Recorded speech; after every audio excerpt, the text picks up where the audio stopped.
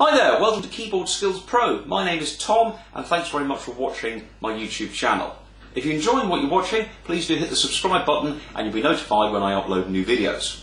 In this tutorial, today here in my studio, I'm going to show you how to work out and play advanced chord symbols. Now if you don't know what chord symbols are, or if you've heard of them but maybe don't know how they work, then click below in the description. There's a link there to my Absolute Beginners Chord Symbols video.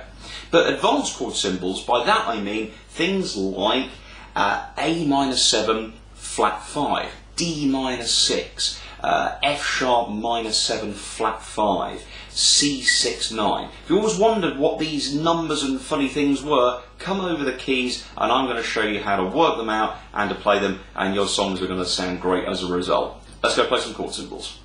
Okay, so by advanced chord symbols, I'm talking about snazzy chord symbols that you see on your music. A minor 7 flat 5, C6 9, these kind of things. And what I often see is organ and keyboard players reducing the chords back from, say, let's say C6 9, and they just take it back to a C chord. And they lose all this gorgeous harmony. There you go, that. A minor 7 flat 5. Let's play A minor 7, or even A minor. So they reduce it back to the played chord symbol, and I just say to them, look, all you've got to do is know how to work out what the extra bit on the end of the chord symbols mean. Let's just have a little refresh of what a chord symbol is. Now at this point, if you're thinking, ooh, this sounds a bit complicated, I actually don't know anything about chord symbols, take a look in the description. There is a video that I've done on how to read chord symbols for absolute beginners. Watch that and that'll give you a good foundation of what we're talking about here. Let's get into our first chord symbol. Let's say we were trying to work out A minor 7 flat 5. Now I know A minor 7 flat 5. It's that. Now how do I know that? Well, I've played it 10,000 times in my life. Let's break it down though. Let's take it back to its basic chord. A minor 7 flat 5 is really a fancy A minor chord. Remember that, all chords are based on the basic three notes, the triad. So this is A minor, A, C, the minor third, look, 1, 2, 3, and then another one on the top. A, C and E, that's your A minor chord. Now the 7 is meaning at the 7th note of the A minor scale. Now most people go, well, when I've done my exam or practice scales, there's a G sharp in it. Well, that's true, but listen to what happens if you put this into A minor. Oh, blimey. Well, if we were doing horror film music, that might be appropriate.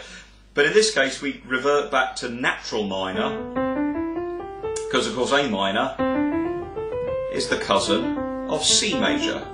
So we just stick to the white notes. Add the 7th, so we go 1, 2, 3, 4, 5. So we've got 1, 3, 5, and the 7 is the G, and that then gives you a lovely chord. Invert it, put the G on the bottom, got the 1, 2, third inversion.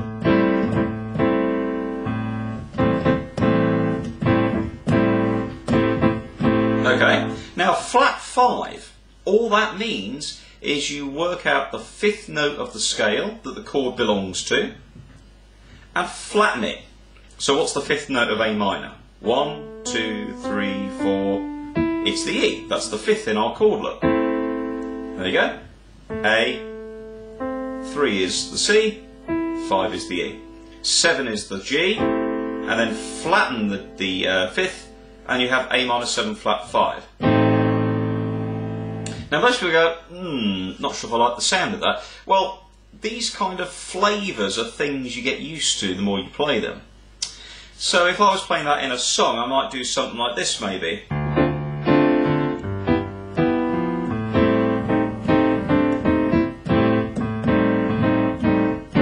There you go, look.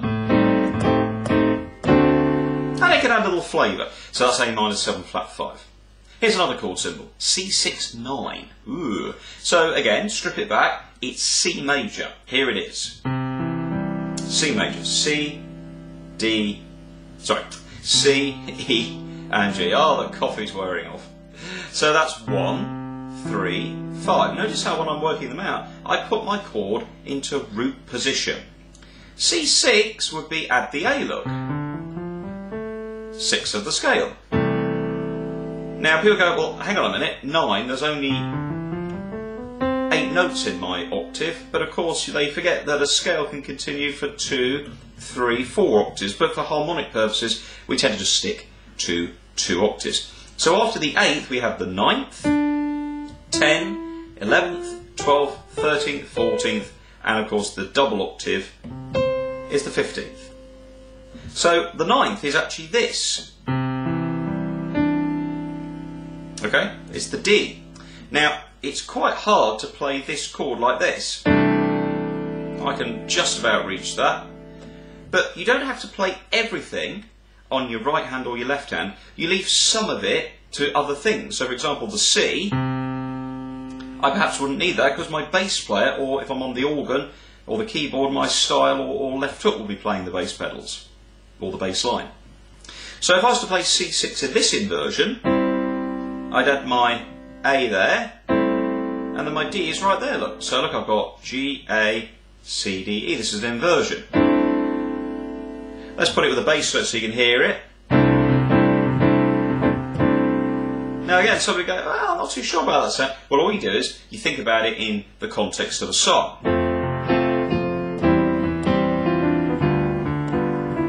So instead of just finishing on a C chord, I could finish on a big, funky C6-9.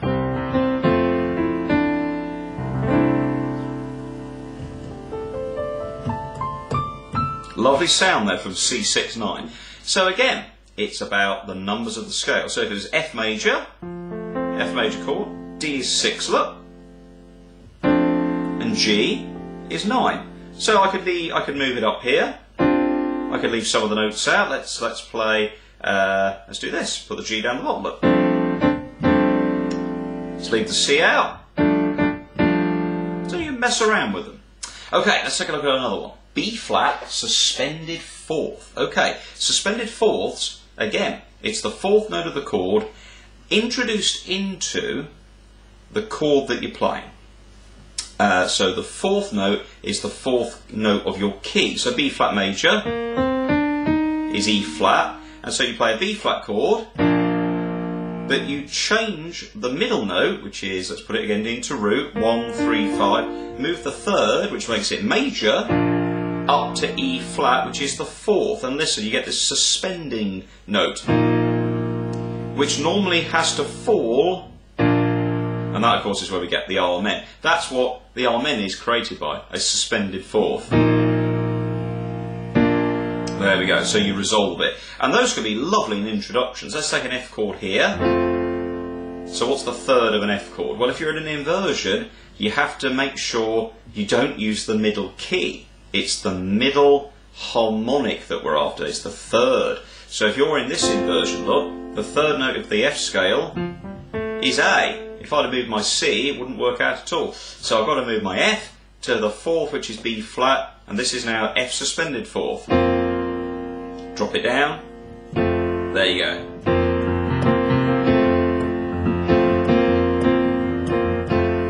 Nice sounds there. G minor 6. Here's G minor. Now minor 6s are easy and major 6s are easy. You just simply work out the scale note. 1, 2, 3, 4, 5, 6. That's the sixth note of G minor. Add it to your G minor chord, 1, 3, 5. Put the 6 in, you got G minor 6. Listen to the difference it makes just by having G minor.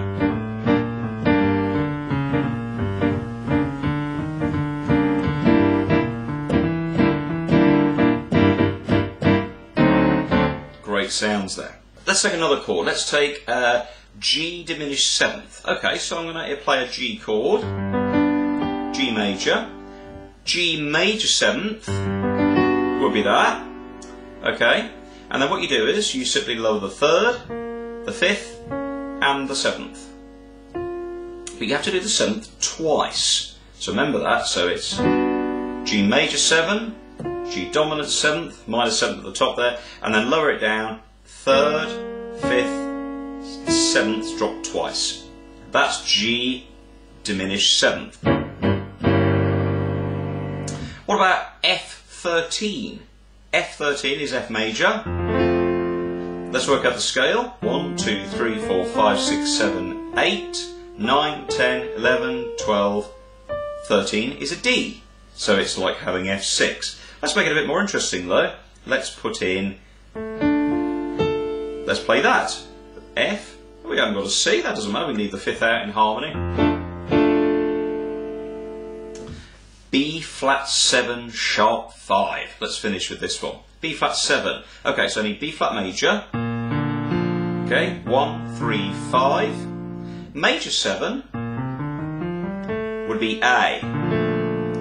The dominant 7th, which this is actually a dominant 7th called B flat dominant 7th, what this means is that we include the 7th note, we change the 7th note to match the key signature that this chord is the 5th of. So the 5th belongs to E flat major, look. So if I'm in E flat major, my B flat 7 chord has an A, but because it's an A flat in E flat major, I have to have a flattened 7th. Raise the 5th and you have F sharp. Well, that's quite good because I could do this. Here it is in this version, look. Listen to that, it raises. That's quite good in sort of jazzy numbers. So what was I doing there? So I had B flat 7, raise the 5th to F sharp, that's the sharp 5. Trying different inversions, look. Gives a little sort of excitement.